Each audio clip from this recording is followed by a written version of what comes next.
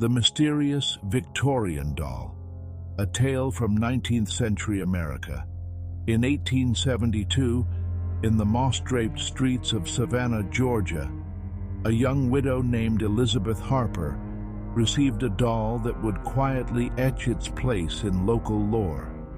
Elizabeth, widowed at 28 with 2 children, ran a modest hat-making workshop in the heart of the city. Her brother, Jonathan Harper, had recently returned from New York, where he had been involved in antique trade.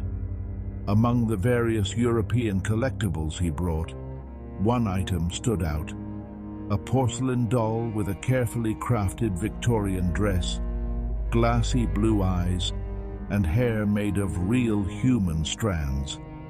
Its delicate hands and meticulously painted features hinted at the skill of its unknown European maker. From the beginning, the doll exuded a peculiar aura. Unlike other toys, there was a certain solemnity in its posture, as if it had witnessed the lives of those who had owned it before. Elizabeth placed it in the nursery, unaware that its presence would soon coincide with a series of strange occurrences. By the summer of 1873, Elizabeth noticed the first unusual incidents. The doll, which had been left on a shelf, appeared to have shifted positions overnight.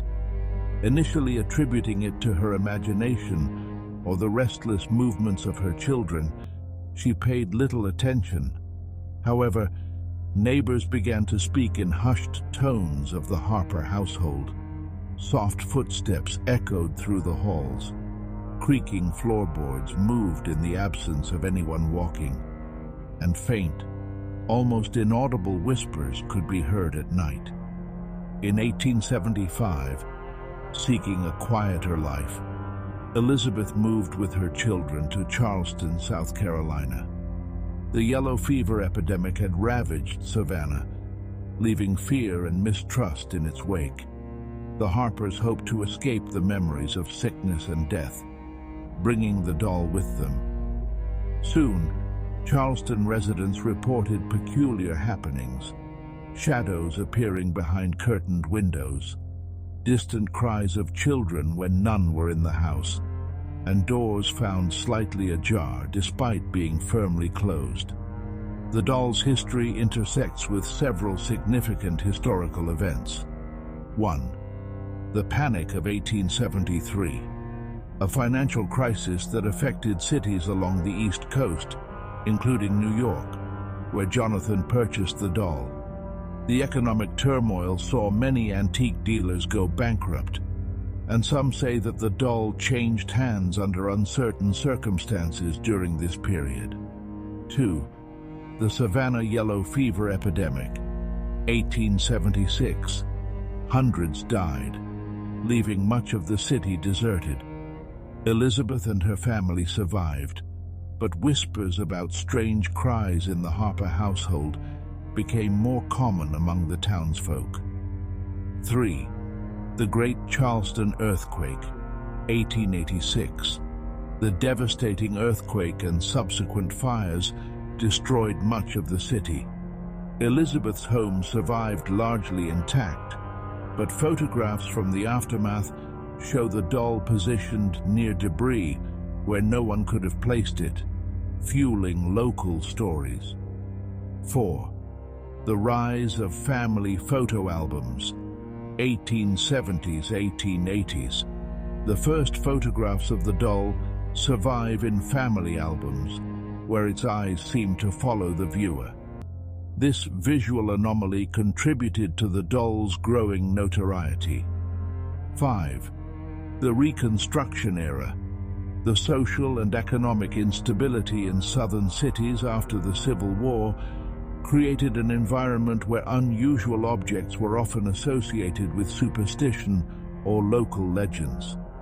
Elizabeth's daughter, Margaret Harper, took particular interest in the doll. By 1880, she was meticulously documenting events in her diary. Margaret noted the doll's inexplicable movements. It would appear on staircases when no one was climbing them, or near windows as if observing the street outside. She also recorded a local legend she had overheard. Some European merchants claimed that certain dolls were imbued with the memories of their previous owners, absorbing their joys and sorrows and carrying them silently from family to family. Margaret's diary entries give a detailed picture of life with the doll. March 15th, 1881. I found the doll in the parlor, sitting upright on the chair. Though yesterday it rested on the nursery shelf, no one else has been in the room. June 22nd, 1882.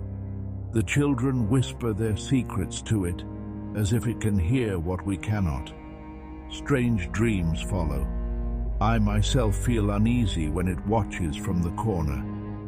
October 3rd, 1883. The doll's dress is worn more than yesterday. Did it move in the night? Perhaps I imagine. In 1892, following Elizabeth's death, the doll was placed in a local Charleston antique shop owned by James Crowley. Crowley later recounted, "I sold dozens of toys, but this one held your gaze. People said it made them feel watched, not with fear, but a strange tension, as though it bore witness to some secret." During its time in the shop, the doll gained a reputation among collectors. Stories proliferated. Children, whispering secrets. Any child who played with the doll claimed to have vivid dreams, often filled with historical figures or distant events they could not have known. The missing objects. Legend. Small items would disappear in the Harper home, only to reappear near the doll. Photographic anomaly. In period photographs, the doll's eyes seem to stare directly at the viewer, regardless of its angle. The moving legend. Each time the Harper family moved, the doll seemed to indicate direction, positioned at doors or stairs. Collectors' unease. Prospective buyers frequently abandoned attempts to purchase the doll, citing feelings of discomfort. By 1905, the doll disappeared from public records. Archivists speculate it may have entered a private collection in Boston or New York. What remains are photographs, diary entries, and oral accounts that piece together the enigmatic story. Beyond its documented movements, the doll serves as a window into Victorian America, reflecting the anxieties, hopes, and domestic life of the era. Its porcelain face, with tiny cracks accumulated over decades, bears silent witness to industrial growth, epidemics, and the social transformations of the southern states. Today, the doll stands as a symbol of curiosity and mystery. Unlike ghost stories or fantastical tales, its allure lies in the tangible history it embodies, the movements, reactions, and whispers of real people in real cities. Savannah and Charleston may have changed dramatically since the 19th century, but the doll remains a link to a world where objects carried stories as potent as words. Every photograph, every diary entry, and every retelling keeps the mystery alive, allowing the doll's legacy to endure in the collective memory of the American South. Its story is not one of magic or fantasy, but of history, observation, and the subtle power of the unknown, proving that even the quietest objects can speak volumes across time.